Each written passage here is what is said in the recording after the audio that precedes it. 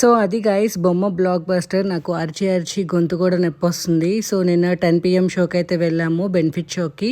So ఎక్కడ చూసినా OG mania. Sujith అయితే చంపేశాడు. ఒక ఫ్యాన్ మూవీ తీస్తే ఎలా ఉంటుందా అని చూపించేశాడు. ఎవ్రీ పవన్ కళ్యాణ్ ఫ్యాన్కి ఇది ఒక పండగలాగా ఉంది. మూవీ అయితే ఫుల్ మీల్స్ అయితే ఇచ్చేసాడు సుజిత్ అయితే. ఇలాంటి మూవీ అయితే మన ఫ్యాన్స్కి మళ్ళీ రాదు. డెఫినెట్గా వెళ్ళి చూసేసేయండి. Like, share and subscribe for more.